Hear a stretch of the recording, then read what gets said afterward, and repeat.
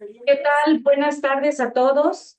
Sean todos bienvenidos a este gran evento que tenemos la Dirección de Educación Normal a través del Departamento de Titulación y Proyectos Estratégicos.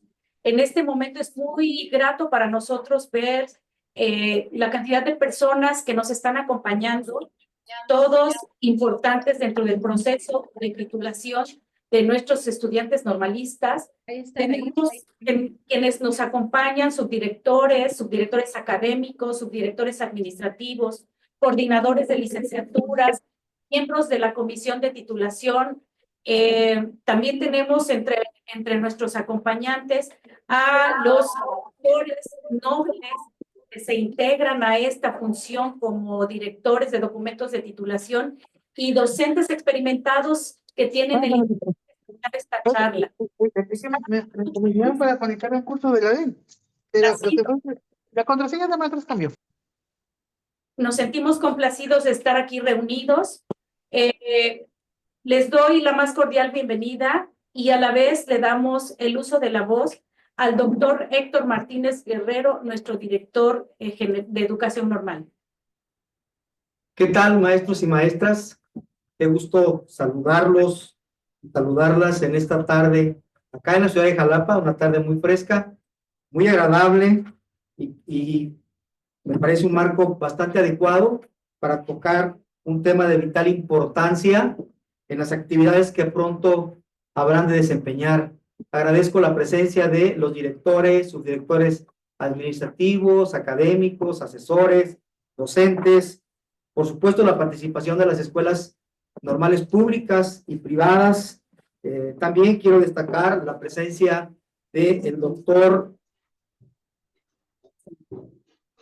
Zenón Hernández, quien en esta ocasión nos hará el grandísimo favor de apoyarnos en la conducción de esta sesión. Nos sentimos complacidos de llevar a cabo las primeras jornadas de capacitación para el fortalecimiento del personal docente que desarrolla las funciones de asesoría del proceso de titulación. Espero que al reunirnos podamos compartir experiencias que seguramente algunos derivados de la participación en eventos de esta naturaleza quieran poner a disposición del colectivo que hoy aquí nos encontramos reunidos.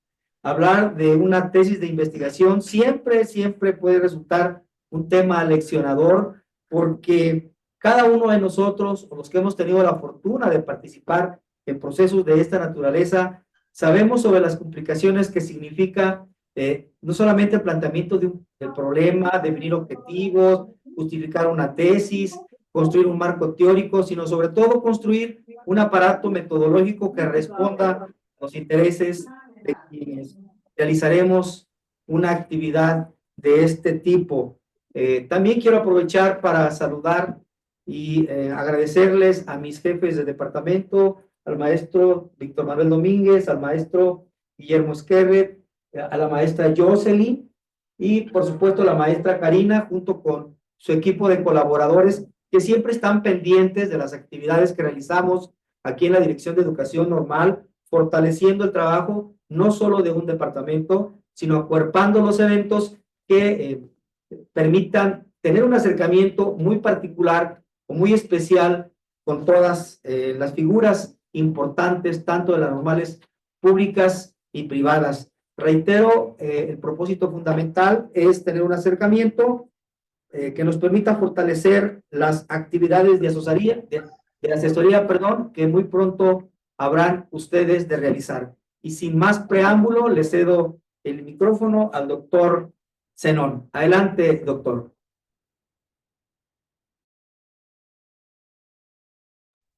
Si me permite, doctor Zenón. Muchas gracias, doctor Héctor. No sé si ahí me escucho. Sí, lo escuchamos muy bien, doctor. Antes, si me lo permite, doctor, me encantaría leer una pequeña semblanza de usted. Doctor, agradecemos su apoyo. Y les puedo compartir, compañeros que están conectados, compañeros que están aquí en la sala de usos múltiples de la Dirección de Educación Normal. El doctor Zenón Hernández es licenciado en Pedagogía y maestro en Psicología y Desarrollo Comunitario por la Universidad Veracruzana. Es doctor en Desarrollo Rural en la línea de Educación, Migración y Cultura por la Universidad Autónoma Metropolitana, Unidad Xochimilco. Ha tomado diferentes diplomados, cursos y talleres relacionados con la metodología de la investigación, el desarrollo curricular, la implementación del currículo, la evaluación curricular, el diseño instruccional, la atención a la diversidad cultural y lingüística y la administración pública.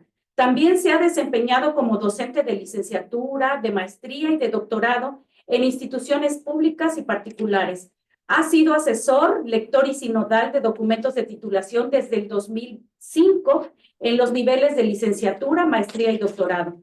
Además, ha publicado artículos y textos sobre didáctica de la investigación, proyectos productivos educativos, desarrollo curricular local, estudiantes con aptitudes sobresalientes, trabajo multigrado, entre muchos otros. En el ámbito de la academia y la administración pública, ha sido subdirector, jefe del Departamento de Investigación Educativa y jefe del Departamento de Desarrollo Curricular. Actualmente es responsable del área de posgrado en la Coordinación Académica y de Investigación de la Universidad Abierta y a Distancia de México.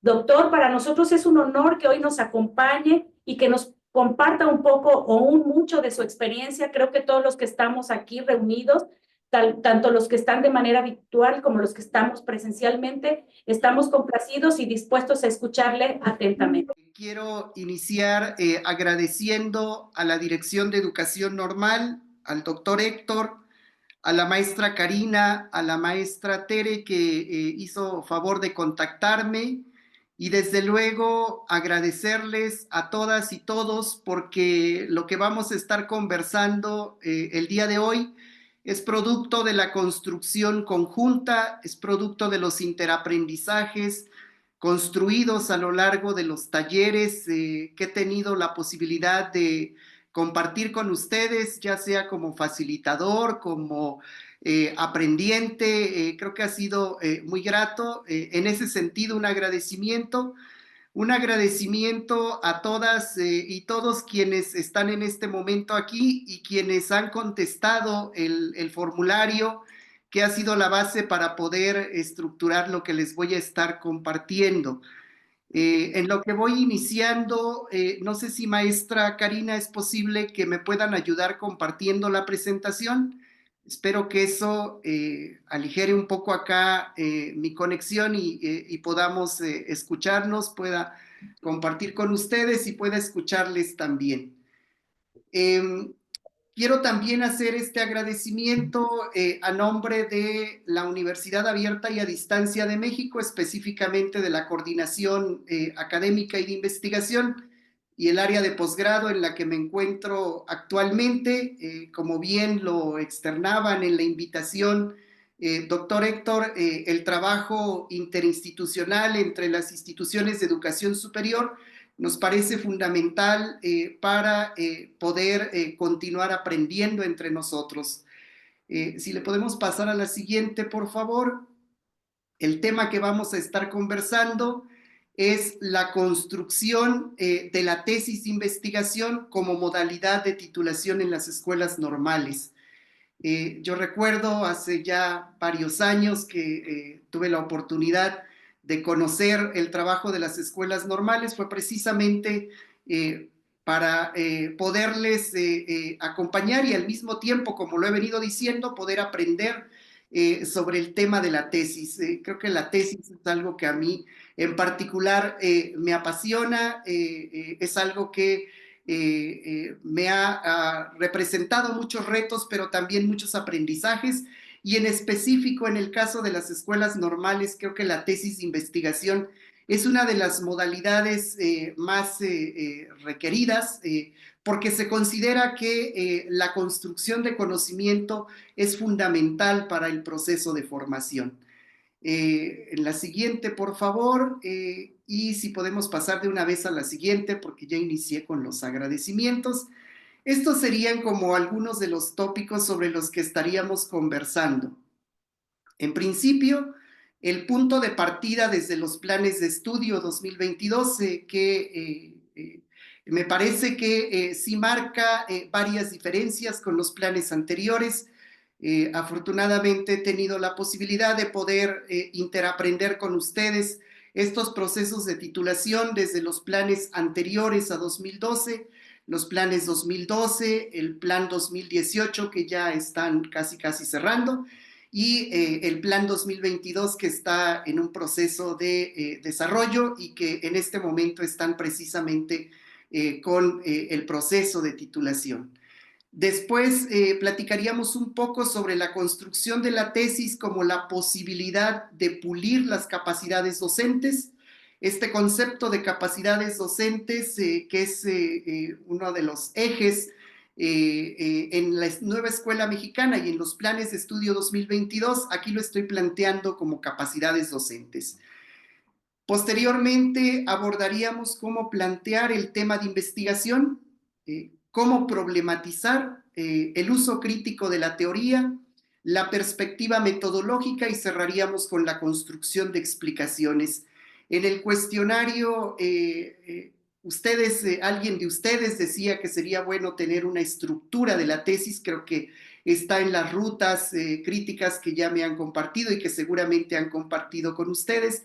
De alguna manera, este esquema que estoy planteando está, si no alineado, va atendiendo a estos puntos que ustedes tienen ya muy desarrollados en estas rutas críticas. La siguiente, por favor. Voy a retomar solamente un pequeño párrafo de los planes de estudio 2022 cuando hace referencia a la flexibilidad curricular. Habla en estos nuevos planes de 4 tipos de flexibilidad y voy a enfocarme en la flexibilidad que tiene que ver con diversificar las opciones de titulación para la demostración del logro de los dominios de saber, de capacidades y de desempeños profesionales de cada estudiante. ¿Qué significa demostrar o cómo estaríamos comprendiendo este concepto de demostración en el contexto de estos nuevos planes? Me parece que más allá de un rito y un requisito, que precisamente es lo que a veces se toma el proceso de titulación, lo que estaríamos más planteando es terminar de pulir la formación inicial del estudiante, tratando de conformar este desarrollo de las capacidades. Voy a usar una analogía un poco para esto de qué significa pulir. Pensemos esto como un trabajo artesanal o si lo quieren como un trabajo que hacen los escultores, es decir, ustedes, las autoridades, los asesores, los docentes, los mismos tutores en los que participan los estudiantes en las escuelas de práctica, pero también los propios estudiantes, los compañeros, los colegas, pero también la comunidad, la familia, son una especie como de escultores que van conformando a este estudiante como una escultura. Y entonces inicia el proceso de titulación a finales del 5º semestre y es la oportunidad para regresar a mirar este proceso de esculpir la formación y poder identificar cuáles son las áreas de oportunidad, cuáles son las fortalezas, por supuesto, pero también cuáles son como algunas imperfecciones que van apareciendo. Y entonces el proceso de titulación tiene que ver con eso. Y desde esa perspectiva, entonces rompemos con este esquema de solamente cumplir un requisito o de convertir al proceso de titulación en un rito de paso en el que a veces para el estudiante puede resultar un tanto complejo por todas las exigencias que pudieran existir. La siguiente, por favor. Vamos a hacer un pequeño ejercicio, un ejercicio de Mentimeter.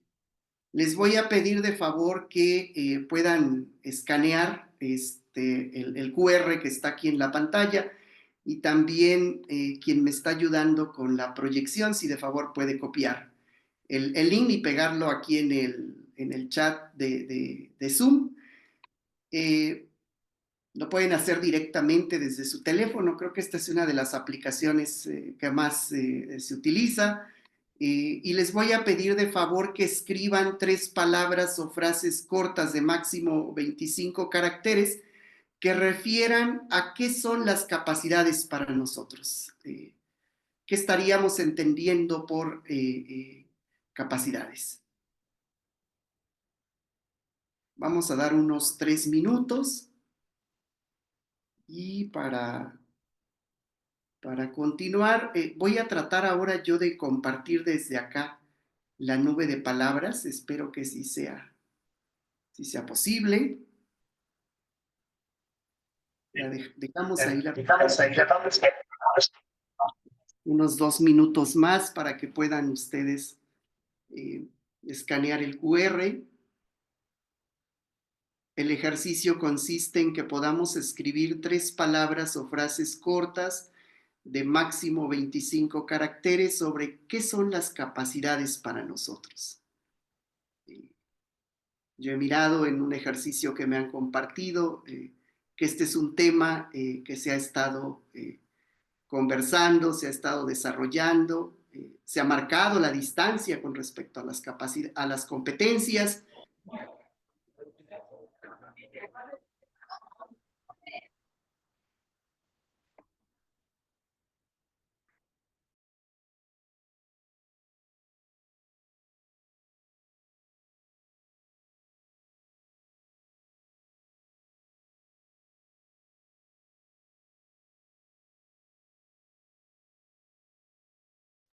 Ajá. Ujú. Pero, ¿cómo le hago para el sonido?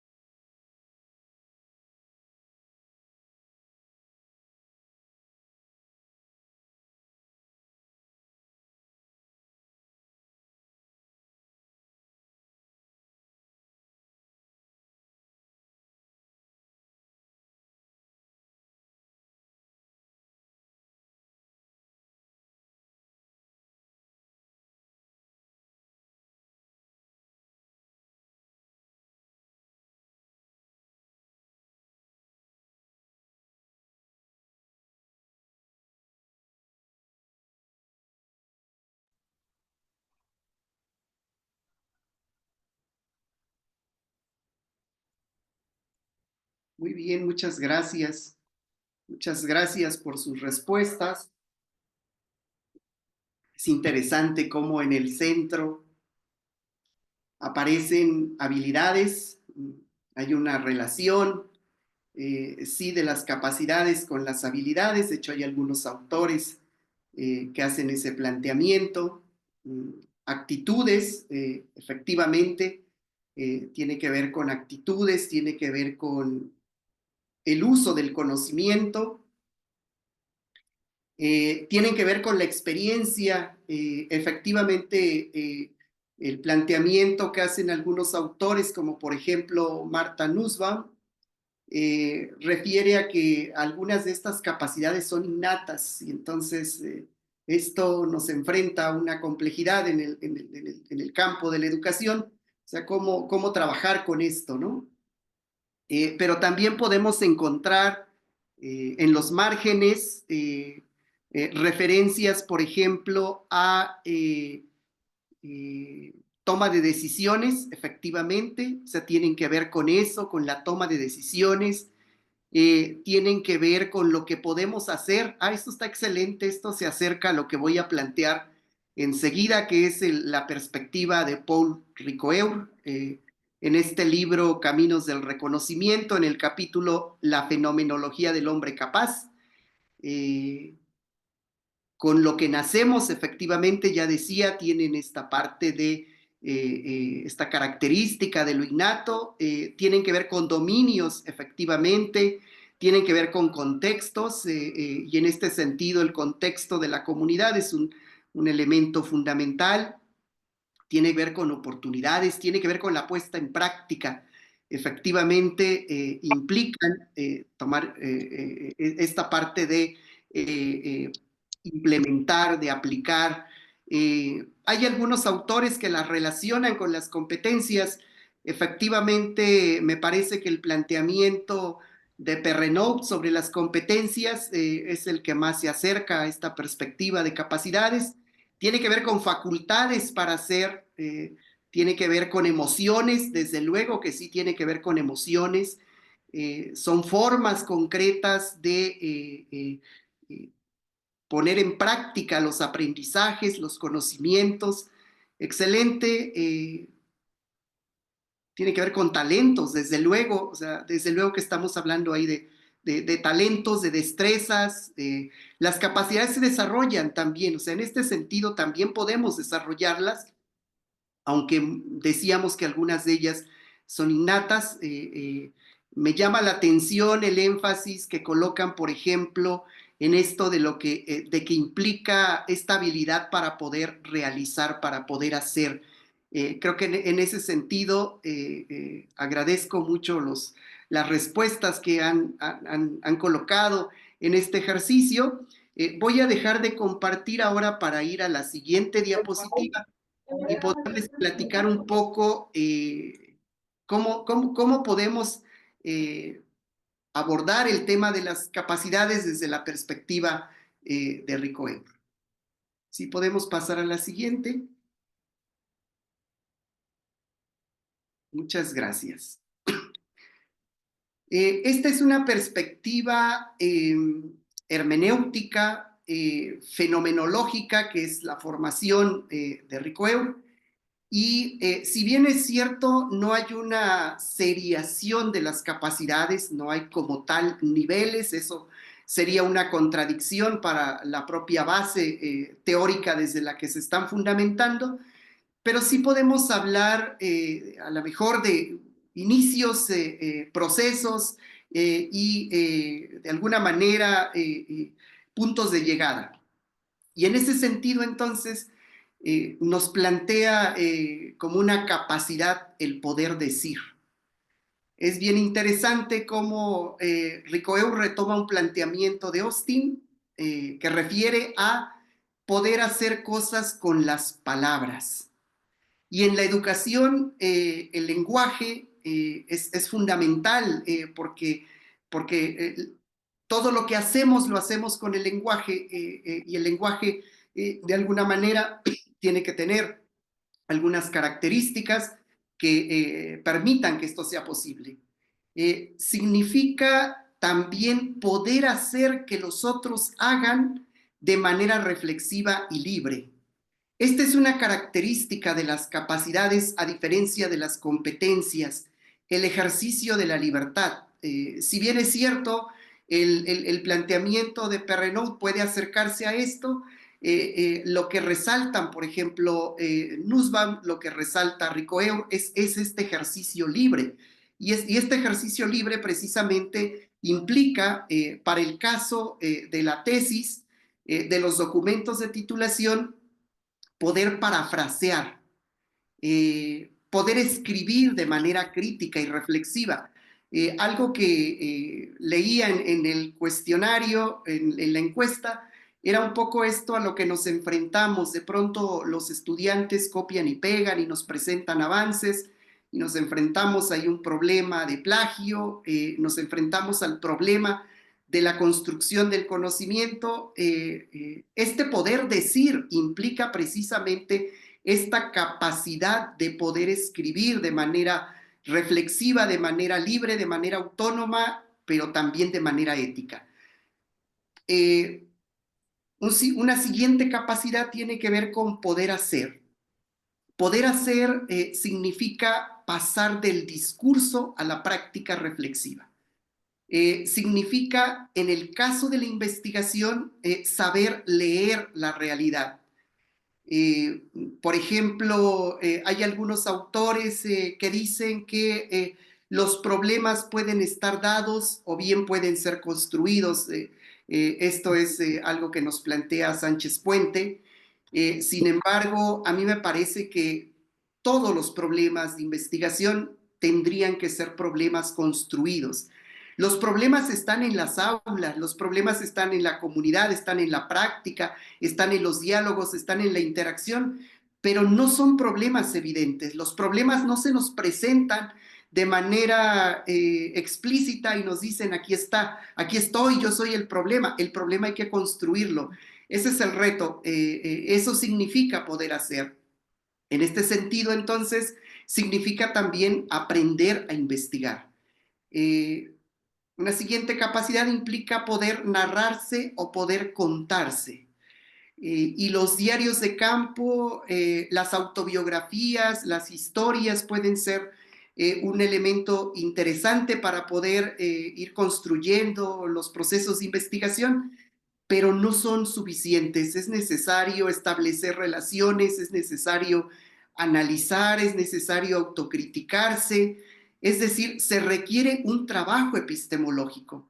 Como ustedes seguramente ya habrán apreciado en el caso de los planes de estudio 2022, de la tipología de tesis que podemos encontrar, me parece que la tesis más cercana a lo que se está planteando es la tesis de la práctica.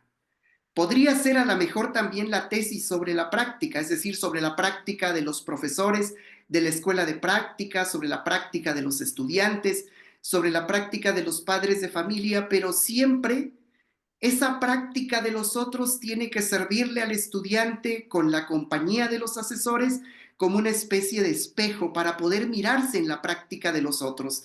Es decir, aquí no se trata de hacer investigación para decir cómo construyen conocimiento solo los otros, sino cómo estamos construyendo conocimiento nosotros mismos. Esto implica un trabajo epistemológico, más allá de un trabajo de campo, más allá de un trabajo bibliográfico, muy necesarios, por supuesto, en el caso de la tesis, pero necesariamente transversalizados por este trabajo epistemológico. Y de esa manera, entonces, el poder narrarse o poder contarse implica poder construir explicaciones sobre cómo se ha conformado, cómo se ha construido la propia identidad docente, la propia práctica. Y esta última capacidad en particular a mí me parece muy relevante porque hace referencia al poder hacerse responsable. Es decir, no hacemos investigación solamente para llenar páginas, hacemos investigación para tomar conciencia, para transformar, transformándose desde las disposiciones, el hábitus y el ethos. De manera muy rápida, estos tres conceptos que corresponden a la teoría de la lógica de la práctica de Pierre Bourdieu hacen referencia a los niveles en los que vamos reflexionando. Una práctica que puede ser muy evidente, una práctica que puede ser muy explícita, pero que abajo de esta práctica se encuentran un conjunto de esquemas, de patrones, de estructuras de pensamiento que están configurando esta práctica. Y desde luego un hábitus construido a lo largo de la historia, en la interacción con los colegas, a veces un hábitus que nuestros estudiantes normalistas lo traen construido desde su experiencia de la educación primaria, de la educación secundaria. En investigaciones que hemos acompañado precisamente sobre la construcción de la identidad docente, hemos identificado cómo la forma, por ejemplo, que tienen de calificar los profesores, a veces no necesariamente durante los primeros 3 años, que es lo que dice la investigación, que es cuando se configura la identidad y los docentes desarrollan las capacidades para poder implementarlo, sino a veces durante los siguientes años, y pasan 20 años y se siguen repitiendo esquemas. Entonces, mirar las capacidades relacionadas con la investigación desde esta perspectiva implica entonces reflexionar sobre cómo se han construido los hábitos desde los cuales los estudiantes de práctica califican, por ejemplo, a los estudiantes de las escuelas a las que van a realizar la práctica. Y todavía más profundo, la parte del ethos, que tiene que ver precisamente con estas disposiciones que ustedes mencionaban muy bien en el esquema, que tiene que ver con las actitudes, que tiene que ver con los valores. A veces a mí me da la impresión que las prácticas que realizamos cuando enseñamos son prácticas que no tienen la edad nuestra. Son prácticas que tienen por lo menos 50, 60, 70 años de construcción que han pasado de generación en generación. Hacerse responsable significa tomar conciencia de esto. Hacerse responsable para poder ser libre. Y entonces aquí diríamos, oye, pero entonces ¿de qué libertad estamos hablando? Bueno, de una libertad en la que uno como docente puede hacer cambios en su práctica a partir de que ha identificado cómo hemos construido esa práctica. La siguiente, por favor. Y entonces llegamos a una parte práctica. Ya tenemos esta base de las capacidades y uno de los retos que yo miraba en el formulario es precisamente cómo vamos planteando un tema de investigación. Incluso cómo decidimos la modalidad, en qué momento decidimos la modalidad. Aquí yo coloqué esta propuesta que la hemos puesto en práctica en algunos casos, hemos visto que funciona, incluso antes de decidir la modalidad. Pero vamos a partir del supuesto de que ya aquí todas y todos los que están son asesoras y asesores de tesis y ya están con un estudiante, tienen su primera sesión y van a definir el tema. ¿Cómo definimos el tema? La mayoría de las veces lo definimos por interés. Lo definimos porque el estudiante nos dice, mira, esto es algo que a mí me ha interesado. Y hay otras veces en la que el tema lo decidimos los asesores. Yo también he incurrido en eso, no crean que estoy haciendo una acusación al aire y diciendo que solamente ustedes. El tema lo definimos nosotros en función de los temas que ya manejamos. Y entonces vamos llevando a nuestros estudiantes a un tema que para nosotros va a ser un tanto como más fácil o tenemos más herramientas, más lecturas, más recursos. Eso a veces también funciona, pero la propuesta aquí es que partamos de los rasgos del perfil de egreso.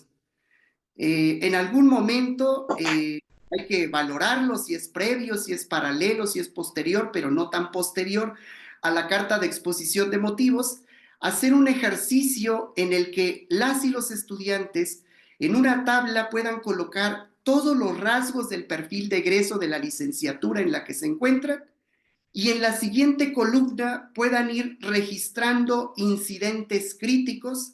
Aquí la concepción de incidentes críticos es la de Monereo, seguramente varias de ustedes la conocen.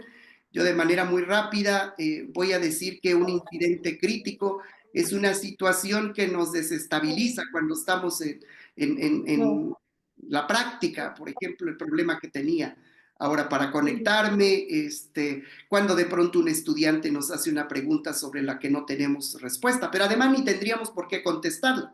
Pero es una obligación que asumimos de pronto decir, bueno, tengo que contestar porque se supone que yo soy el que sé. Y un segundo elemento que podemos registrar ahí son indicios. Los indicios, de acuerdo con Juan Luis Hidalgo, es aquello que nos hace sospechar. Los diarios de campo, los registros, las bitácoras, los videos, todo lo que vamos recuperando a lo largo de la formación tendría que servirnos para realizar esta matriz. Estamos partiendo de la práctica educativa. En los planes 2022, esta es una característica que a mí me parece que ya venía en los planes anteriores, pero que ahora se resaltó con mayor énfasis.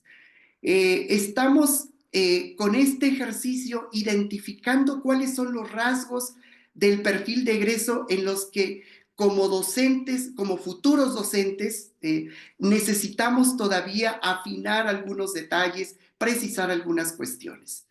Aquellos rasgos en los que aparezcan incidentes críticos más relevantes, indicios que nos llevan a sospechas más fuertes, a sospechas más, como diríamos, sospechas de algo que no está funcionando en mi formación, eso nos va a llevar a definir el tema. Puede haber muchos temas en este ejercicio, pero aquí ya entra precisamente la toma de decisiones, aquí ya entra el interés y entonces aquí se va decidiendo por dónde se va planteando el tema. Una vez que ya tenemos el tema, entonces ya pasamos al ejercicio de la problematización. Si podemos pasar por favor a la siguiente diapositiva, en la problematización es un ejercicio muy propio de la tesis. También en el informe se hace un diagnóstico y es un diagnóstico que va enfocado a la parte de problemas. Yo estoy proponiendo en algunos talleres que he compartido con ustedes que también el portafolio tendría que tener un ejercicio de problematización. Aquí hay una propuesta recuperada de lo que ustedes han venido haciendo, pero también recuperada de las respuestas del formulario. ¿Qué significa problematizar? ¿Para qué problematizamos? ¿Desde dónde podemos iniciar la problematización? Yo lo quise colocar como viñetas porque no, la intención tampoco es convertir esto en una receta, en que de pronto yo también le daba la vuelta y decía, a ver, puede ser que pongamos ejemplos, los ejemplos son muy buenos en algunas ocasiones, pero a veces los ejemplos también limitan, también encuadran. En ese sentido, entonces, el planteamiento es partir de definiciones preliminares de los conceptos que aparecen en un primer planteamiento del tema. Este primer ejercicio lleva incluso a reflexionar con mayor profundidad lo que está planteado en los rasgos del perfil de egreso. La propuesta que en algún momento también hemos hecho es que los rasgos del perfil de egreso tendrían que ser una lámina, tendrían que ser, no sé, algo que esté presente ahí en el aula de educación primaria, que los estudiantes siempre lo estén mirando. Y si es posible que implementen lo que alguna de las escuelas normales, que seguramente debe andar por acá, hacía con un ejercicio de ir sistematizando en un Excel los rasgos del perfil de egreso con las evidencias que iban construyendo a lo largo de los diferentes cursos. En este sentido, entonces, estas primeras definiciones ayudan también a calibrar algo que desde la filosofía del lenguaje sobre todo es muy interesante, y me refiero a la extensión y la intención de los conceptos. Cuando se hace el ejercicio del planteamiento de los temas, a veces tenemos temas tan extensos que dan como para 20 tesis, o a veces tenemos temas tan específicos que a la hora que se empieza a hacer el trabajo de definición, después de 5 renglones se agota la definición y ya no se sabe por dónde. Entonces, aquí un poco es como buscar el equilibrio entre esto de qué tan significativos son los conceptos, eso es la intención con C de casa, o bien qué tan extensos son, es decir, qué tantos otros conceptos caben dentro de este concepto que se está planteando. Este primer ejercicio de definición sirve para recuperar más datos de la realidad. A veces estos datos de la realidad ya vienen desde la matriz con la que se definió el tema, pero a veces esos datos son todavía como generales, están enfocados en los rasgos. Acá ya tenemos que ir planteando datos de la realidad centrados en los conceptos. Y estos datos de la realidad van a ser otra vez indicios, incidentes críticos, dice Juan Luis Hidalgo, acontecimientos de la práctica, frases textuales en forma de diálogos. Los diálogos aquí recuperados en los diarios de campo son fundamentales porque son los que ayudan al estudiante a ir construyendo sentido sobre el tema y a ir abriendo claridad sobre cuál va a ser el problema. O sea, aquí no tenemos el problema todavía. Tenemos un tema, estamos haciendo un ejercicio, para ir problematizando la realidad, pero problematizar la realidad, problematizar la práctica, tiene el sentido de ir buscando un problema. Por eso yo decía, los problemas no están de manera explícita, los problemas no son evidentes, los problemas de investigación al menos. Hay una serie de problemas que son evidentes, los problemas de la práctica, los problemas que tienen que ver con situaciones que hay que resolver de manera inmediata, que requieren atención. Estos datos de la realidad van a ir también, hay que irlos haciendo dialogar con los hallazgos de investigaciones previas. La Dirección de Educación Normal tenía un proyecto, creo que lo sigue teniendo, de ir construyendo un repositorio donde estén las tesis que se van construyendo en las diferentes escuelas normales y, ¿por qué no?, también los informes y los portafolios y las demás modalidades. Y esto puede ser una oportunidad para que los estudiantes, antes de iniciar el proceso de construcción de la tesis, puedan revisar ejemplos, puedan ver los temas que ya se han investigado, los problemas, pero sobre todo los hallazgos a los que llegaron estas investigaciones, para que el planteamiento que van a hacer esté enfocado hacia algo nuevo, pero no solamente nuevo porque tiene que ser nuevo, sino nuevo porque la propia práctica está demandando la construcción de nuevos conocimientos. Y estoy hablando, un poco más adelante haré referencia a conocimientos prácticos, porque a veces nos colocamos en el nivel del conocimiento científico, el cual está integrado dentro del conocimiento práctico, pero a veces decimos, no, es que la tesis de licenciatura no tiene que llegar hasta la construcción de conocimiento, pero sí tiene que llegar hasta la parte de plantear hallazgos, de plantear explicaciones. Este diálogo entre los datos de la realidad los hallazgos que están plasmados en las investigaciones previas, las tesis, los artículos de investigación, los libros. Ahí me parece que hay una cantidad impresionante de libros de normalismo extraordinario, efectivamente, que pueden ser la base para ir contrastando con la realidad. Problematizar significa leer la realidad desde los referentes de investigaciones previas, y esto va a llevar a plantear preguntas iniciales.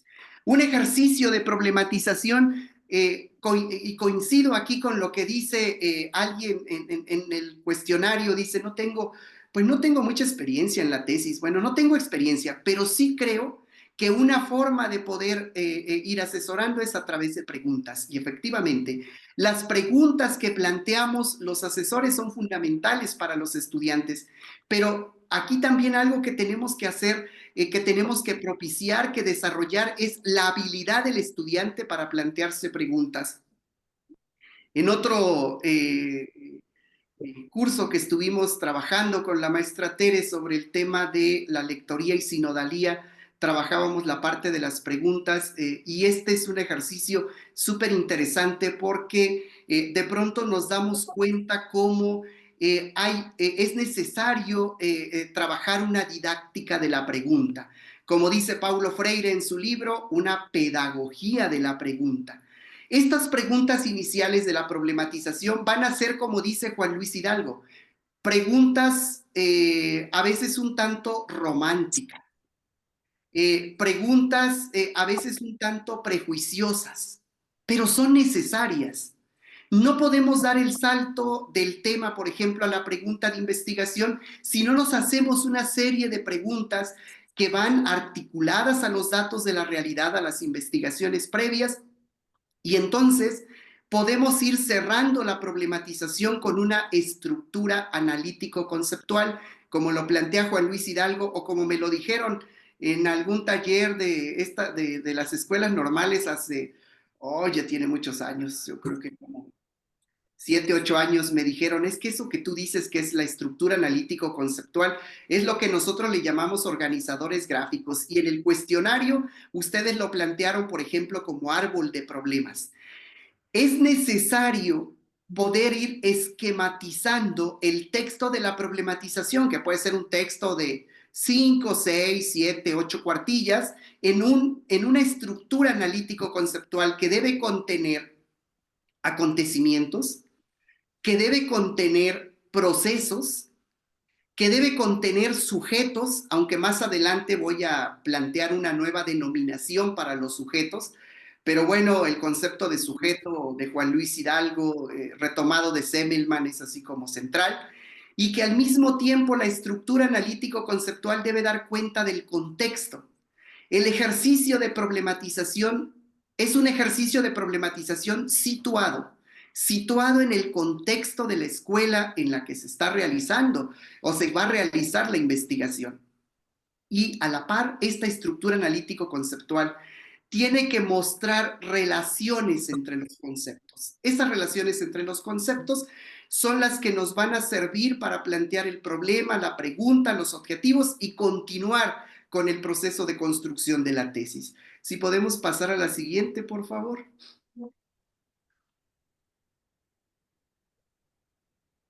El planteamiento del problema, la pregunta y los objetivos implica una delimitación. Leía en el cuestionario, y es uno de los problemas a los que nos enfrentamos. De pronto, ¿cómo le hacemos? ¿Qué hacemos para ayudar a los estudiantes a que delimiten? A que pasen de conceptos muy amplios a conceptos relacionales. Estos conceptos relacionales, como lo digo más adelante, son conceptos que refieren a la acción. Esto lo plantea Bourdieu en un libro que se llama Razones Prácticas y que no es un concepto de él, no son conceptos de él. Esto lo retoma de Cassirer, de otro libro, Filosofía de las Formas Simbólicas, en donde cierra el libro precisamente con una discusión de conceptos relacionales y conceptos sustancialistas. A veces es un poco complejo decirle a los estudiantes, oye, es que tu concepto es sustancialista. Eso suena así un poco como raro, descontextualizado, difícil de comprender. Es más fácil decir, a ver, busquemos un concepto que refiera a la acción, que refiera a la práctica. Esta delimitación conceptual implica precisamente considerar estos tipos de conceptos, pero también hay una delimitación temporal, es necesaria una delimitación espacial y una delimitación de los sujetos, pero aquí quiero hacer otro planteamiento que me parece que es muy pertinente para estos planes de estudio 2022 en el contexto de la nueva escuela mexicana, en donde el concepto de comunidad me parece que es un concepto central. ¿Cómo hacer investigación desde el concepto de comunidad? Entonces, una cuestión es que me parece que tenemos que dejar de hablar de sujetos de la investigación. En el caso, por ejemplo, del informe, la relación es como más cercana entre el investigador y los investigados. En el caso del portafolio, el investigador es el mismo sujeto que se está investigando, ahí no hay problema. En el caso de la tesis, es necesario que reconsideremos esta denominación de sujetos de la investigación, que viene de una lógica positivista, no absoluta, por supuesto, porque la lógica positivista decía sujeto-objeto. La lógica constructivista, hermenéutica, habla un poco más de la relación sujeto-sujeto. Y me parece que ahora lo que necesitamos es replantear esto y decir investigador, co-investigadores. Es decir, los estudiantes de la escuela de práctica que van a contestar las encuestas o que van a participar en las entrevistas tendrían que ser considerados como co-investigadores, es decir, copartícipes del proceso de la investigación. Aquí recupero un planteamiento que hacía el doctor Julio, actual director de GESUN, en el sentido de que la tesis tendría que dejar de presentarse en estos espacios cerrados de las aulas de las escuelas normales y llevar a presentarse a la escuela, a las comunidades en donde fueron construidas. Esto está planteando un gran reto porque no podemos hacer eso si miramos a quien nos da la entrevista, a quien nos da la encuesta como un sujeto de la investigación.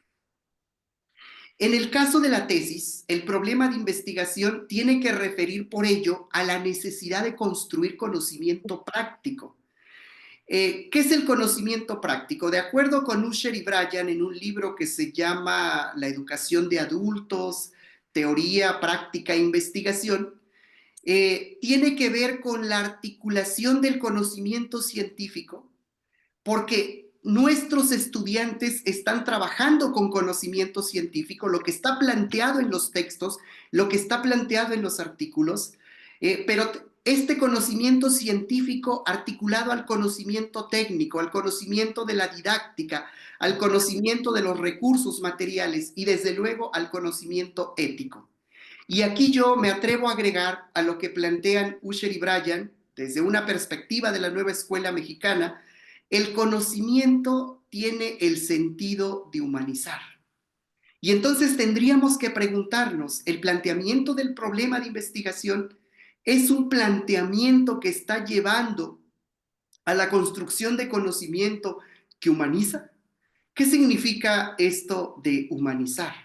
En principio, significa que ese conocimiento tiene una utilidad. No estamos planteando un problema para construir una tesis que se va a quedar guardada como la mejor tesis en uno de los anaqueles de la escuela normal. Estamos construyendo una tesis que va a tener sentido en la medida en que lo que allí se está planteando tiene una utilidad para la escuela, para las escuelas, para los estudiantes, para los docentes, para quienes continúan en las generaciones estudiando e investigando. O sea, en ese sentido, entonces, es esta concepción de conocimiento práctico. Para ir como delimitando, la delimitación desde la perspectiva constructivista tiene que ver con establecer la relación entre conceptos. En la estructura analítico-conceptual con la que se cierra la problematización puede haber varias relaciones, 4, 5, 6, más, pero hay que tomar una decisión sobre qué es lo que realmente se requiere construir. ¿Para qué tenemos capacidades para poder construir? ¿Cuál es la relación que puede ser relevante? Y en ese sentido, entonces, se hace una delimitación. Y finalmente, el tema del planteamiento de los objetivos, en el caso de la tesis, tiene que ver con verbos como documentar, sistematizar, analizar y, por supuesto, proponer. La tesis de la práctica, la tesis sobre la práctica tendría que estar enfocada en y cerrar con una parte de planteamientos. Y ustedes dirán, oye, ¿y entonces ya no vamos a trabajar en la tesina? Bueno, sigue siendo, me parece, o esa es una decisión que estará tomando la Dirección de Educación Normal en los planteamientos para estos nuevos planes, pero puede ser una tesina con esta perspectiva más práctica, con esta perspectiva de discusión entre la teoría y la práctica. La siguiente, por favor. Y vamos ahora al uso crítico de la teoría, de los referentes normativos y del contexto. Y esta parte del uso crítico de la teoría implica el desarrollo de los conceptos. Este desarrollo de los conceptos yo lo estoy planteando de manera deductiva, pero leía en el formulario y me parece muy acertado recuperar lo que ahí dicen, en el sentido de, alguien lo dice, palabras más, palabras menos, ir como de lo macro a lo micro y de lo micro a lo macro. ¿Cómo estoy entendiendo esto? Lo estoy entendiendo como el diálogo entre estos conceptos que tienen una extensión mayor y los conceptos que son muy específicos. Yo planteo esta lógica deductiva porque, por ejemplo, si estamos hablando del concepto de la enseñanza de las matemáticas, que quedó puesto dentro del planteamiento del problema, de la pregunta y de los objetivos, entonces el ejercicio de definición implicaría en un momento dado ir identificando los conceptos que están al interior de este y que pueden ser, por ejemplo, lo que tiene que ver con estrategias didácticas, estrategias de aprendizaje, estrategias heurísticas y cualquier otro tipo de estrategia que están interrelacionando al interior de la enseñanza de las matemáticas. También estoy planteando una perspectiva operacional. Y si ustedes revisan, por ejemplo, uno de los libros que estoy referenciando al final, el libro de Juan Luis Hidalgo, Investigación Educativa, él dice que lo operacional es positivista. A mí me parece que lo que tenemos que generar en este proceso de asesoría, en este proceso de investigación, es un diálogo entre las distintas posturas sobre cómo se va construyendo el conocimiento. Esto de lo operacional, yo estoy proponiendo que lo que los estudiantes van definiendo como parte de su marco teórico, como parte de los referentes normativos, como parte del contexto, se vayan haciendo la pregunta. Y esto que estoy colocando dentro de mi documento, ¿cómo lo voy a poder observar? ¿Cómo lo voy a poder documentar? ¿Cómo voy a poder preguntar? Esto evita que a la hora de construir el marco teórico echemos rollo, tengamos mucha paja. En ese sentido va lo operacional. Evidentemente tampoco se trata de convertir este marco teórico, este marco referencial en un tesauro o en un glosario, porque eso no funcionaría, no serviría. O sea, tiene que haber diálogo entre los conceptos, diálogo entre los autores, diálogo entre la teoría y la experiencia, que eso es lo que está planteando Hugo Semmelmann con esto del uso crítico de la teoría. En este sentido, entonces, hay que intercalar preguntas, hay que hacer cuestionamientos, hay que generar el diálogo entre los autores, hay que incorporar reflexiones, hay que construir definiciones, porque a veces las que están puestas desde los autores no son tan pertinentes para lo que se está investigando. Hay que establecer relaciones con la experiencia y la práctica. Esto puede resultar un tanto disruptivo. Recientemente en un examen profesional alguien decía, oye, pero es que el marco teórico no tiene que tener discusión, son los conceptos de los autores y los conceptos de los autores se respetan y se colocan como están, por supuesto. Por supuesto, pero aquí lo que necesitamos, si nuestro referente está haciendo la práctica, si queremos construir conocimiento práctico, necesitamos incluso tomar postura frente a lo que plantean los autores, como este ejemplo que les ponía del operacional de Juan Luis Hidalgo, y empezar a generar estos diálogos en función de la propia necesidad. La necesidad de la construcción de conocimiento es la que nos va a ir guiando. Sobre los datos del contexto y los referentes normativos voy a decir algo muy rápido. Hay veces que uno se encuentra tesis donde el contexto es la historia de la comunidad donde está la escuela, la historia de la escuela, la estructura organizacional que tiene la escuela, el organigrama. Me parece que esos son datos en algún momento pueden tener algún sentido. Pero hay ocasiones en que los encontramos ahí solo para llenar cuartillas y no se trata de eso. Se trata de que los datos del contexto y de los referentes normativos nos ayuden a situar, a argumentar y explicar el problema. Si la historia sirve para eso, pongámosla de manera muy puntual. Si el referente normativo está sirviendo para eso, también recuperémoslo, pero no hagamos transcripciones de las leyes o de los marcos normativos o de los acuerdos, porque aquí estamos de alguna manera un tanto como solamente esto que yo decía, llenando cuartillas. No se trata de eso. Cerramos otra vez este apartado del uso crítico de la teoría, de los referentes normativos y del contexto, con un mapa conceptual que tiene un sentido de metateorización. ¿Qué significa esto de metateorización? Significa regresar a ver cómo hemos usado críticamente la teoría. Es un mapa conceptual que tiene un sentido y el sentido que tiene es construir categorías, categorías deductivas, subcategorías, indicadores para poder hacer el diseño de los instrumentos. No sé si a ustedes les ha pasado, a mí me ha pasado con mucha frecuencia que de pronto estamos mirando un proyecto, un protocolo de investigación y el protocolo ya trae los instrumentos, pero no trae marco teórico. Y entonces cuando yo pregunto, oye, ¿de dónde sacaste esto? No, pues es que eso es lo que yo creo que tengo que preguntar. No, es que aquí no es lo que crees. Aquí es lo que va a ayudarnos a construir conocimiento sobre el problema.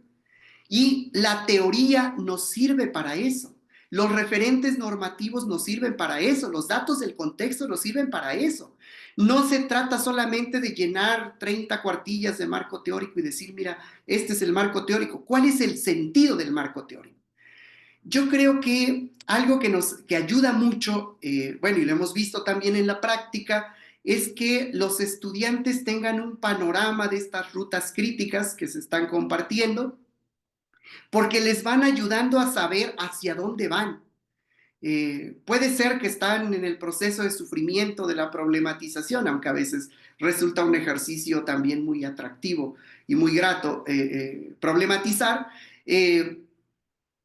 Están problematizando porque saben que eso tiene un sentido para las partes que siguen de la tesis. En ese sentido, entonces, elaborar el mapa conceptual de estos apartados también nos funciona como lo que plantea Bourdieu, una especie de vigilancia epistemológica. Es muy curioso cuando a veces no les decimos a los estudiantes, no los orientamos cómo construir el marco teórico, porque cuando llegan a la parte del mapa conceptual, se regresan y de pronto se dan cuenta que su marco teórico, su marco referencial no tiene estructura. A mí me ha pasado, no sé a ustedes, pero seguramente les ha pasado que este apartado tiene 2.1, 2.2 hasta el 2.25. Y la pregunta es, bueno, ¿y eso qué? Porque si son 25 conceptos ahí definidos de manera independiente, sin ninguna relación, cuando se enfrenta al reto de construir categorías, no va a trabajar con 25 categorías, necesitamos menos. Cuando tiene que construir subcategorías, va a tener que hacer un ejercicio de ver, a ver qué está dentro de, y entonces se empiezan a dar cuenta que hay conceptos que tienen una extensión mayor y conceptos que tienen una extensión menor y que los colocaron al mismo nivel. Eso solo por mencionar un ejemplo. Vamos a la siguiente, pero aquí en esta siguiente diapositiva quiero hacer un alto por si a estas horas de la tarde alguien ya por ahí está un tanto como diciendo, bueno, ¿y cuándo se va a callar? Me voy a callar aquí un poquito para poder seguir hablando. ¿Podemos regresar a la diapositiva anterior, por favor? Exacto, ahí, bueno. El ejercicio va a consistir en esto. En el chat de aquí de Zoom, por favor, escriban 3 o 4 palabras que hagan referencia a los elementos de la perspectiva metodológica. Cuando ustedes escuchan perspectiva metodológica, ¿en qué piensan? Si lo pueden ir escribiendo, por favor.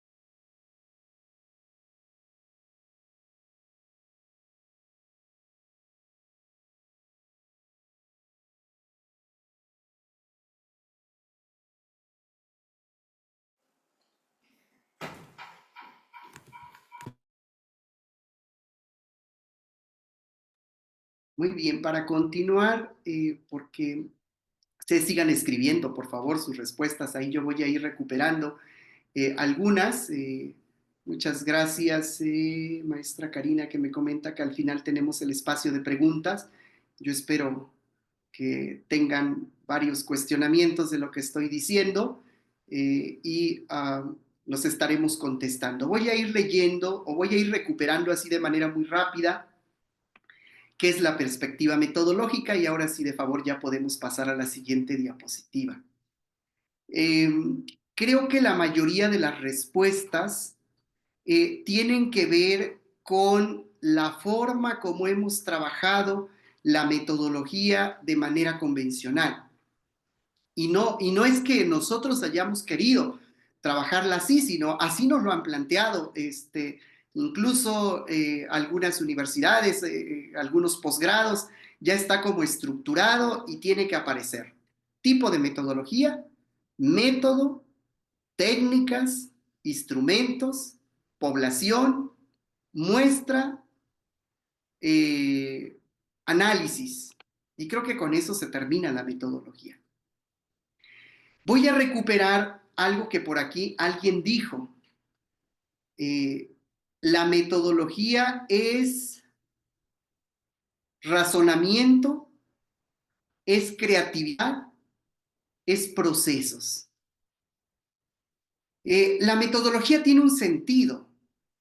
Cuando somos lectores de una tesis y vamos al apartado de metodología, lo que queremos saber es cómo se hizo la investigación. A veces los lectores, y es muy acertado el planteamiento, decimos, oye, pero es que tu problema daba para un planteamiento cualitativo y tú te fuiste por un lado cualitativo. Esos planteamientos son interesantes porque vamos mirando la coherencia, la consistencia, por supuesto. Por supuesto que eso es muy útil. Pero cuando estamos haciendo una lectura un tanto como más inferencial, estamos como buscando cómo se construyó esa investigación. El apartado de metodología es como una forma de acercarnos a la cocina de la investigación, es decir, a cómo se cocinó esa tesis. Y en ese sentido, entonces, desde la perspectiva constructivista, se plantea esta perspectiva metodológica como con dos grandes componentes. Por un lado, los criterios metodológicos y por otro lado, los elementos metodológicos. Si miramos nuestras respuestas efectivamente están en los elementos metodológicos. Pero reitero, no es que así hayamos querido ser y hacerlo, o sea, es que así ha venido siendo la tradición. Y entonces aquí la parte de los criterios metodológicos mete un poco de disrupción frente a esto que se hace de manera convencional. Y entonces aquí empezamos a revisar cómo se hace la investigación. Y la investigación siempre la hacemos por aproximaciones sucesivas. Avanzamos en un texto de la matriz, por ejemplo, o la matriz para plantear el tema o la problematización, se la presentan a ustedes, el grupo, y siempre hay observaciones y entonces hay que regresar a recuperar elementos que se quedaron perdidos, se resaltan algunos otros. Es decir, el proceso de investigación desde la perspectiva constructivista es avanzar, regresar, volver a avanzar y volver a continuar avanzando y construyendo, porque ese es el sentido. Es tener presente siempre la relación teoría-práctica, la experiencia, lo que ya se sabe sobre la investigación. Y como lo dice Juan Luis Hidalgo, hacer un trabajo bibliográfico, hacer un trabajo de campo, pero sobre todo hacer un trabajo epistemológico. Y esto no es un apartado previo a los elementos metodológicos, es un elemento transversal, es un componente transversal cuando estamos planteando el tipo de metodología. Por ejemplo, estamos revisando si ese tipo de metodología es pertinente al problema, a la pregunta, si las categorías dan para ese planteamiento metodológico que se está haciendo. En este sentido, entonces, los procedimientos, sean estos cualitativos, cuantitativos o mixtos, las técnicas y los instrumentos tienen un sentido. Esto significa que nosotros, junto con los estudiantes, vamos aprendiendo a hacer investigación. Y un apartado fundamental es la construcción de categorías, subcategorías e indicadores. En este sentido, entonces, este sería como un planteamiento de perspectiva metodológica que efectivamente puede enmarcar todo esto que ustedes señalan como métodos, como instrumentos, como la ruta de investigación, efectivamente. Generalmente en la perspectiva metodológica es de mucha utilidad pedirles a los estudiantes que cuenten el proceso que fueron siguiendo, porque de esa manera hacen una metacognición sobre la metodología. Y para ir cerrando, vamos a la parte de la construcción de explicaciones. Muchas gracias por las respuestas que tan amablemente han colocado acá. Espero después me puedan compartir la grabación para poderlo mirar con más calma. Seguramente ahí, entre todas sus participaciones, hay interaprendizajes muy valiosos que se pueden ir recuperando, integrando, articulando, potenciando. Si podemos pasar a la siguiente diapositiva, por favor. Generalmente la tesis, los artículos de investigación cierran con un apartado de resultados y análisis. Esta parte de resultados y análisis, la relevancia que tiene es porque aquí se construyen las explicaciones. Y entonces otra vez nos regresamos a la pregunta del problema, de los objetivos y decimos, a ver, ¿cuáles son los conocimientos prácticos que voy a aportar con mi investigación?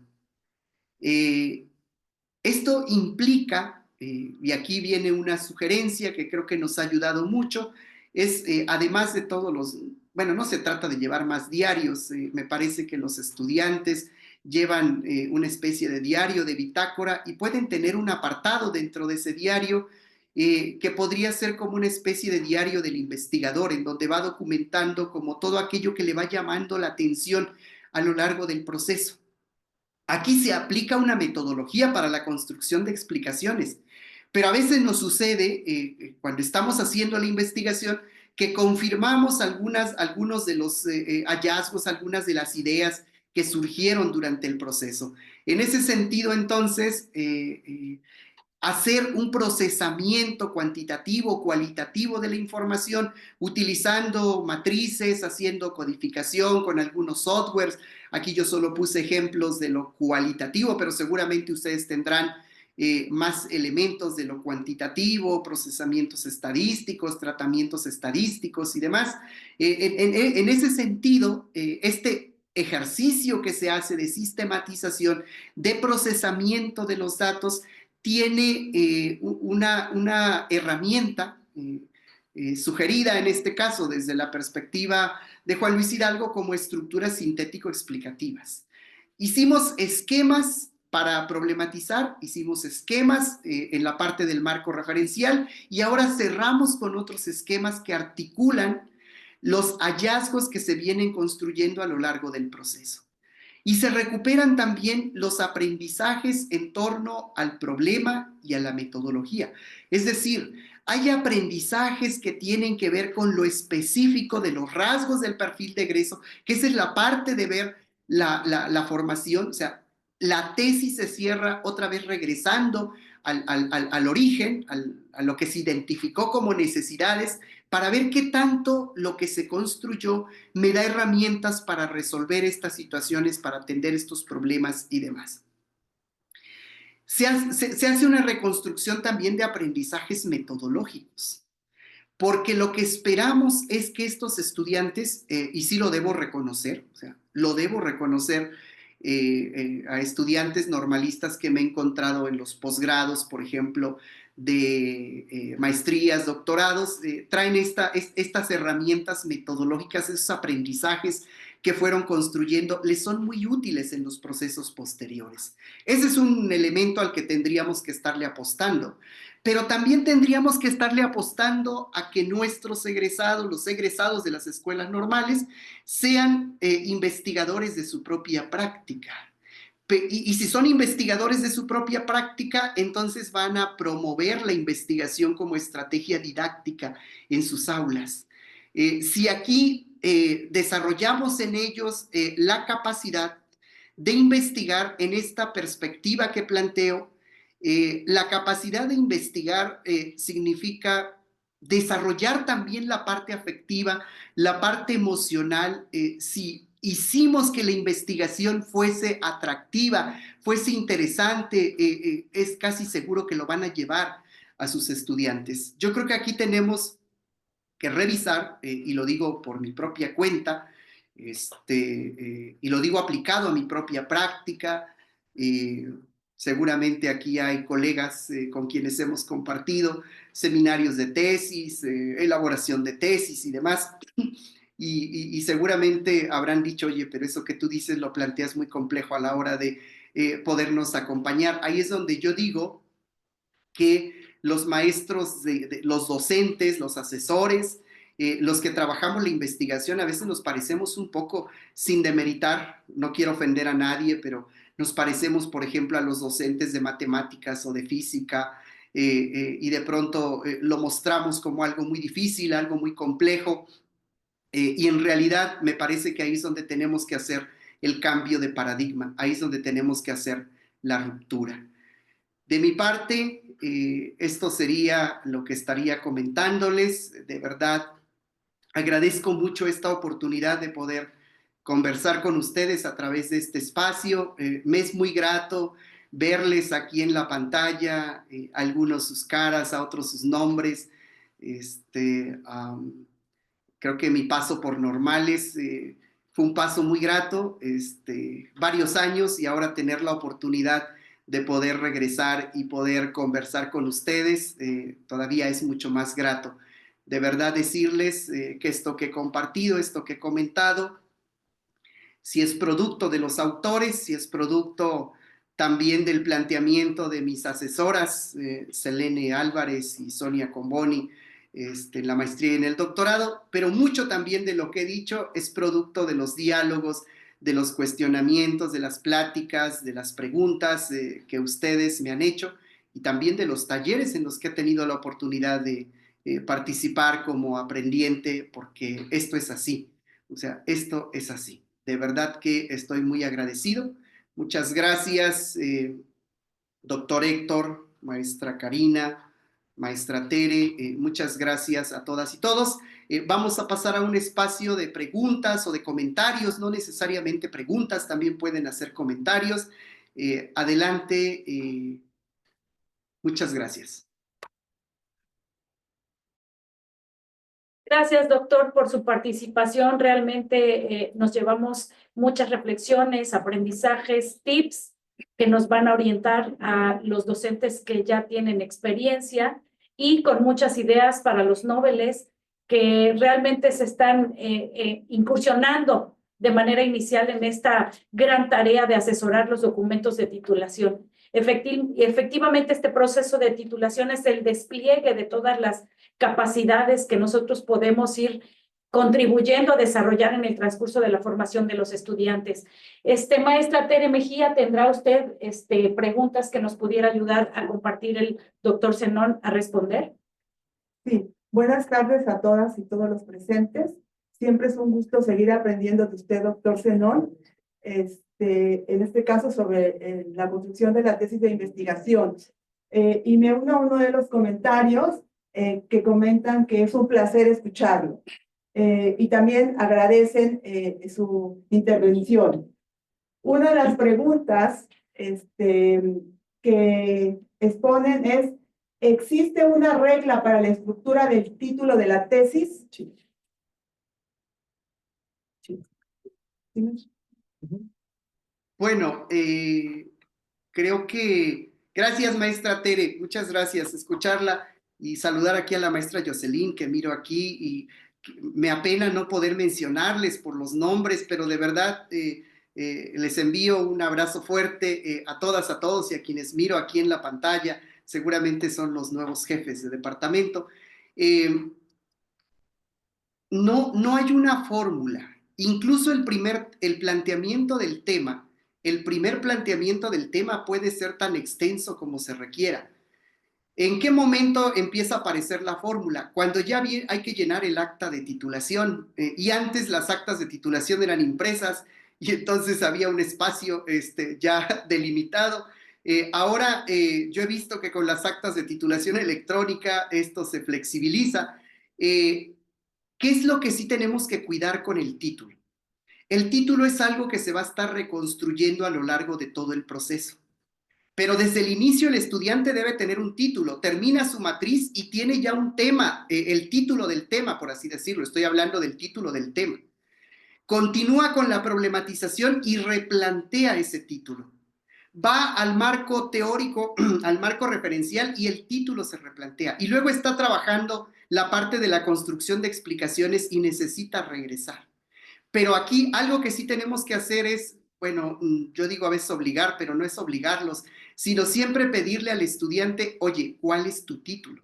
No, pero es que todavía no sé. No, sí sabes, o sea, sí tienes una idea, a lo mejor es muy general, a lo mejor es muy específico, a lo mejor es muy, muy amplio todavía, pero es necesario que se pueda plantear. O sea, en ese sentido, el título del tema de la tesis, que es el título de la tesis, se va replanteando a lo largo de todo el proceso.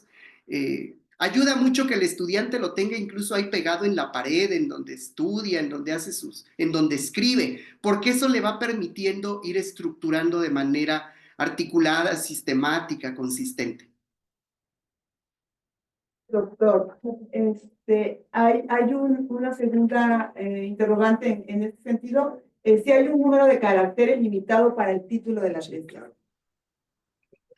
Híjole, yo regresaría a la pregunta a la maestra Karina, no sé si eso se va a establecer como alguno de los lineamientos. No recuerdo ahorita que en el paso que tuve por educación normal se haya delimitado con esa precisión. Reitero, o sea, lo que tenemos que cuidar es que este título dé cuenta del contenido. ¿Lo que debe contener? Bueno, yo siempre en mis listas de cotejo que trabajo les pongo, debe tener los conceptos principales, debe tener los sujetos, debe tener el contexto en el que se hace la investigación, en algunos casos la temporalidad. Hay ocasiones que eso se delimita porque no da para los espacios que se tienen establecidos. Lo otro que se tiene que cuidar, y eso creo que sí es un tema que ahorita estoy tratando de recordar, de los acompañamientos que me tocó participar en los exámenes de titulación, se hacía como algún cuestionamiento en el sentido de que en ocasiones los títulos eran muy extensos y a la hora de que se presentaban distraían o dejaban como una idea muy difusa. Esa es otra cuestión que se tiene que revisar, o sea, no, seguramente esta pregunta de los caracteres tiene mucho sentido porque a mí me ha tocado en donde me dicen no más de 15 palabras, máximo 15 palabras, y luego estoy batallando con el estudiante que tiene 16 porque si le quito la 16ª palabra, ya se perdió el sentido del texto, de lo que quiere decir, de lo que quiere comunicar, de lo que está investigando. Son los elementos que se tienen que considerar, pero sí, aquí es una parte más técnica y más normativa. Así es, doctor. Ahorita estamos comentando con el doctor Héctor Martínez Guerrero y él nos dará respuesta en unos segundos más. Vamos a escuchar dos preguntas y ahorita respondemos. Gracias. Gracias. Una tercera interrogante, doctor, que ponen aquí en el chat, es cómo diferenciar las tesis de la práctica de un informe de prácticas. La diferencia es muy, ¿cómo decirla? A veces es como muy evidente y a veces no tan evidente. Pero voy a decir uno de los elementos que es más evidente. La tesis de la práctica no necesariamente implica la intervención. El informe lo que implica es la intervención, por eso es investigación-acción. ¿Que puede haber intervenciones en el proceso de la tesis? Por supuesto que puede haber intervenciones, porque la práctica nunca se detiene, o sea, la práctica continúa. ¿Cuál es la diferencia? La diferencia es que aquí los procesos de documentación de esa práctica están guiados desde el problema, la pregunta, los objetivos. En el caso del informe, el referente que guía la práctica es el proyecto de intervención, plan de intervención, si no mal recuerdo. Esa es como la diferencia. En la práctica puede haber tesis que se acerquen mucho a los informes. De hecho, nos sucedía que nos encontrábamos ese tipo de tesis. ¿Cuál es la diferencia? Una segunda diferencia es la profundidad en la construcción del conocimiento. Por eso yo resaltaba el conocimiento práctico que implica un conocimiento científico, un conocimiento técnico y un conocimiento ético.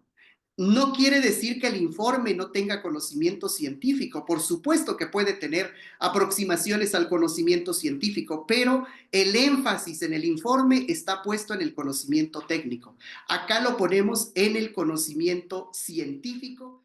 Discúlpenme, voy a sintetizar todo el rollo que dije solamente con esto. La diferencia entre la tesis y el informe es que una primera diferencia en la tesis de la práctica, porque es la que más se acerca, no hay intervención como tal. La práctica nunca se detiene y por supuesto que va a continuar, pero no es una intervención intencionada como se hace en el informe. La segunda, si bien es cierto, en el informe y en la tesis se puede trabajar conocimiento práctico, hay un intento en la tesis por poner énfasis en el conocimiento científico. Y esto a la tesis le ha dado mucho valor en la educación normal.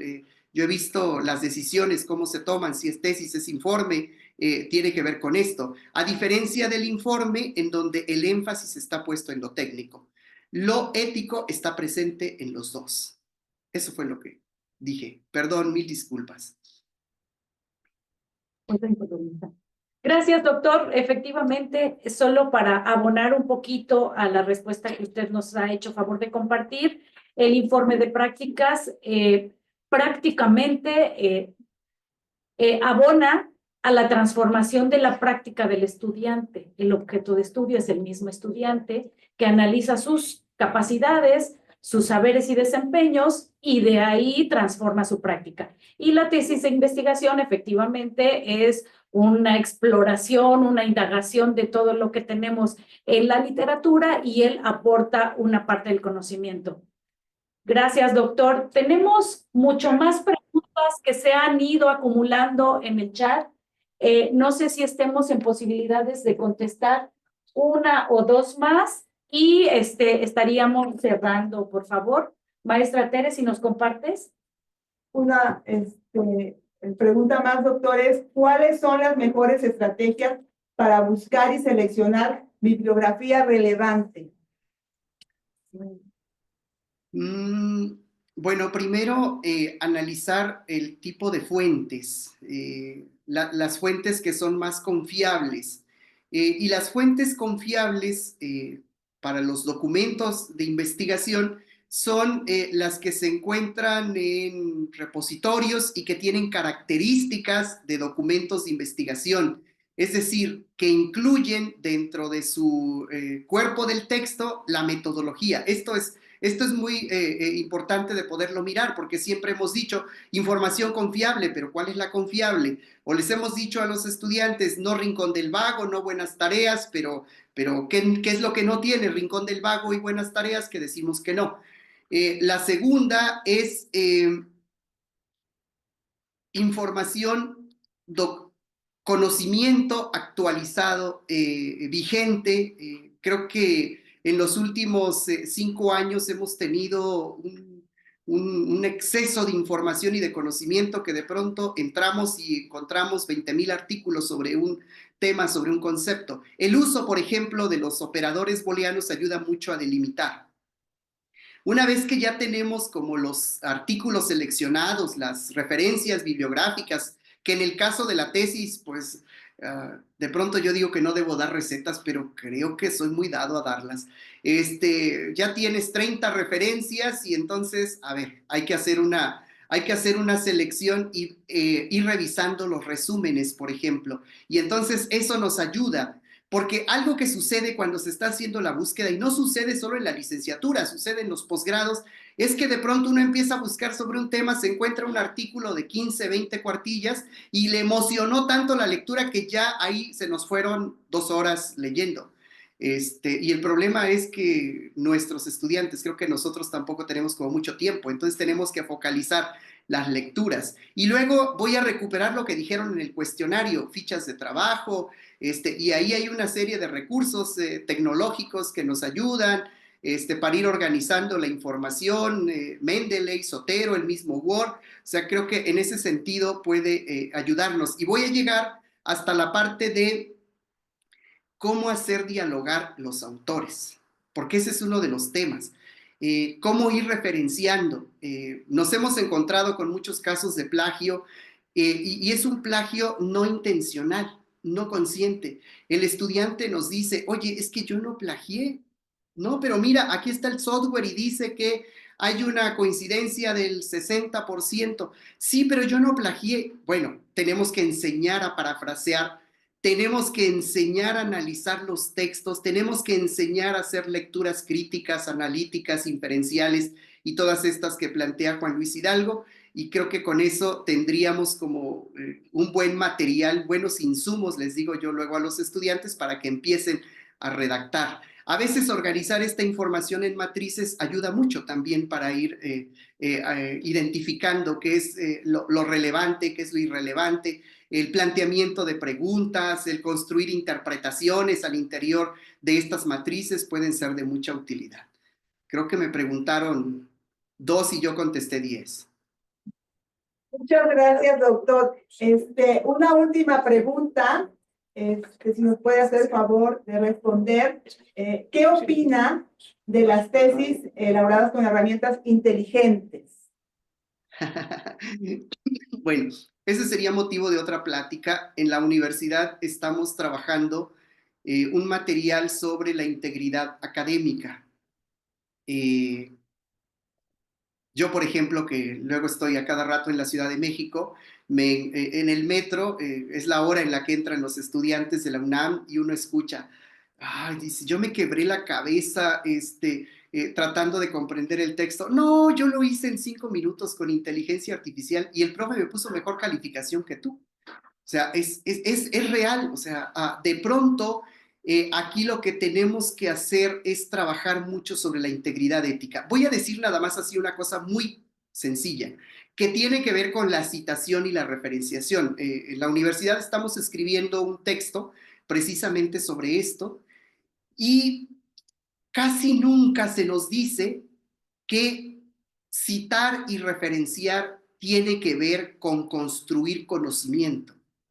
¿Cómo esto de construir conocimiento? Sí, o sea, si yo aprendo a citar y referenciar correctamente, si yo aprendo a parafrasear, si yo aprendo a hacer que los autores dialoguen, lo que voy a escribir ya no es la idea de los 2 o 3 autores que estuve revisando, pero tampoco es mi idea empírica que yo tenía antes de la lectura, es una idea reconstruida, construida. Cuando hacemos eso, de pronto nos emociona mucho. El tema que creo que tenemos, y lo voy a decir aquí, en la universidad lo estamos discutiendo, es que a veces los estudiantes tienen que llenar cuartillas. Tenemos que repensar esto, en la universidad lo estamos repensando porque también trabajamos estos documentos de titulación, que el estudiante en el proceso de titulación no sienta que tiene que llenar cuartillas. No se trata de llenar cuartillas, se trata de construir conocimiento. Luego hay otros temas, por ejemplo, a mí también me ha tocado estudiantes que me mandan trabajos con inteligencia artificial. Voy a poner un ejemplo.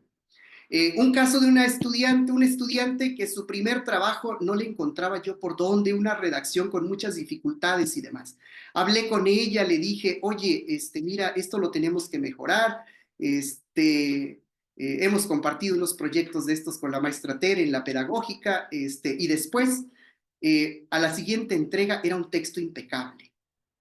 Y entonces yo dije, pues esto no lo hizo ella.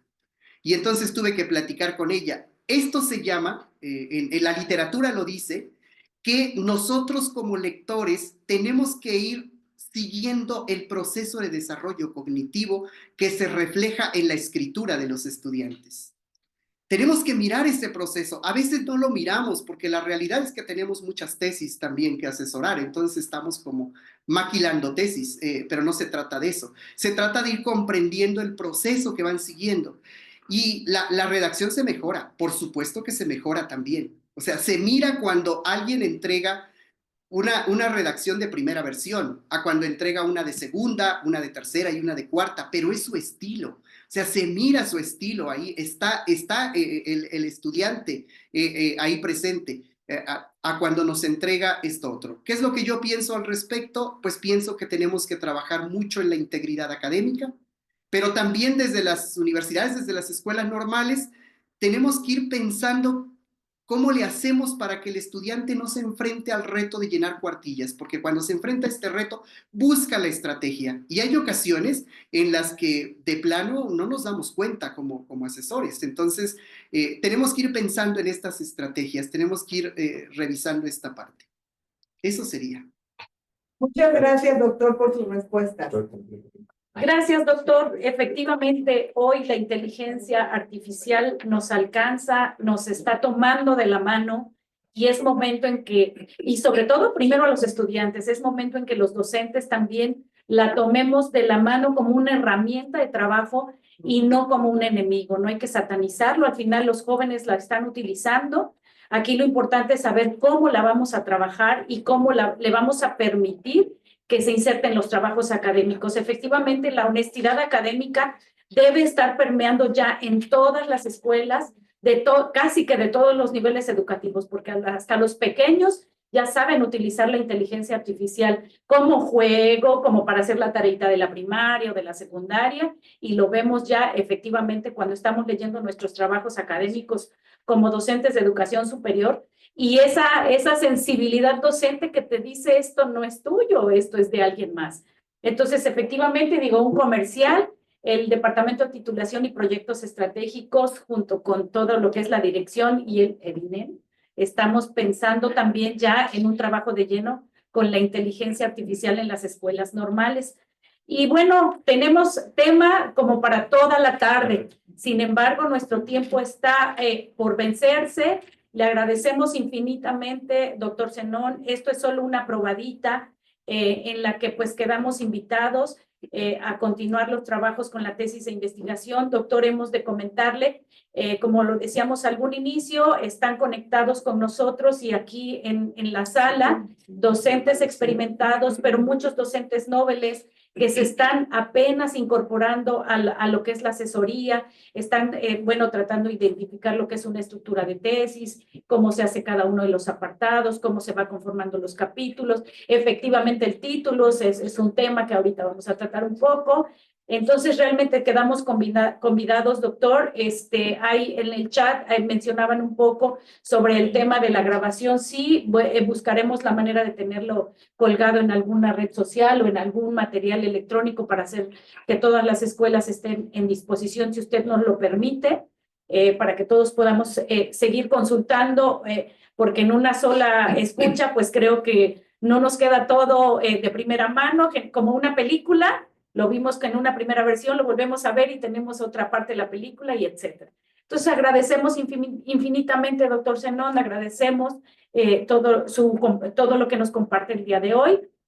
Doctor Héctor Martínez Guerrero, es momento de que nos diga unas palabras para cerrar nuestra actividad, no olvidando que tenemos el día de mañana portafolio de evidencias, y para los martes, portafolio de evidencias. Para los jueves tenemos informe de prácticas profesionales. Doctor Guerrero. Gracias, maestra. Bueno, pues doctor Zenón, no sabe lo agradecido que estamos con esta charla, las experiencias que nos ha compartido. Por supuesto que hablar de metodología de la investigación es todo un desafío, es un gran reto, porque la metodología de la investigación, si bien tiene definido un proceso, ya sea cual o mixto, a veces tiene que ver mucho con la perspectiva del asesor, del tutor que está encargado de dirigir una tesis. Y yo he anotado aquí algunas cosas que por demás me resultaron sumamente interesantes y que me llevan a hacer una serie de planteamientos para otro momento en el que volvamos a coincidir.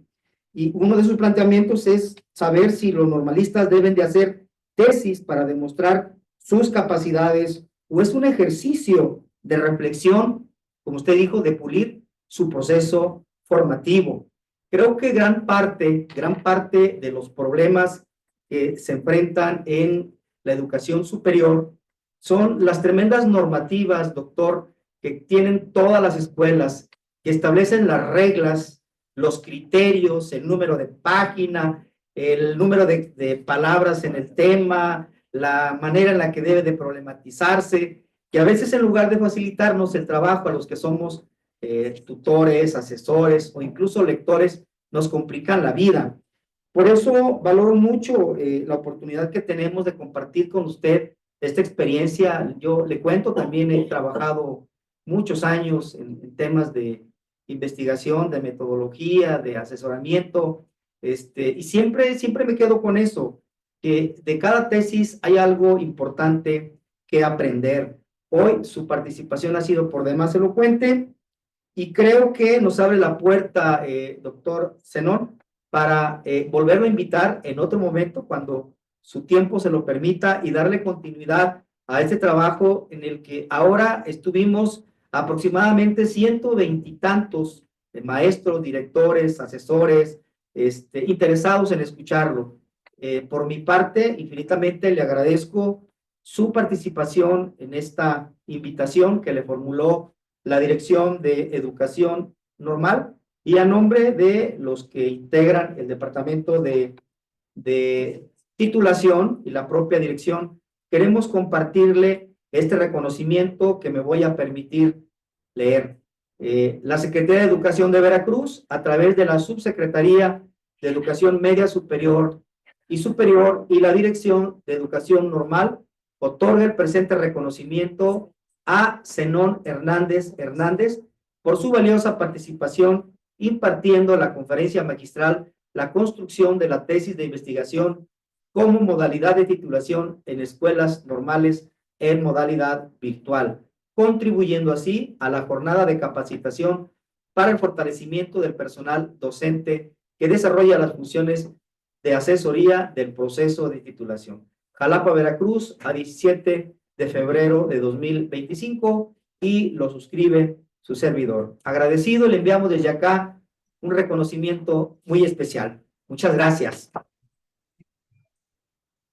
Muchas gracias, doctor Héctor, maestra Karina, maestra Jocelyn, maestra Tere, todos, todas, de verdad, muchas gracias. Agradezco mucho los mensajes que me han escrito por acá. De verdad no me sería posible ir respondiendo uno por uno, pero créanme que me los quedo, como siempre, en este proceso de interacción. Agradecerles mucho todo lo que han dicho, lo que han puesto sobre la mesa, porque es parte de estos procesos de interaprendizaje y seguramente tendremos la oportunidad de volvernos a encontrar. Me da mucho gusto verles, saber que están bien, es muy grato. No sé si es la maestra Yola quien está ahí. Maestra Yola, discúlpeme que no la reconocía, creo que usted está más joven. Muchas gracias de verdad a todas y todos, que estén muy bien, que tengan una excelente tarde. Muchas gracias, doctor Héctor, maestra Karina. A sus órdenes, doctor Zenón, agradecidos con todos, que tengan todos una excelente tarde y muchas gracias por su asistencia a este evento virtual. Hasta pronto.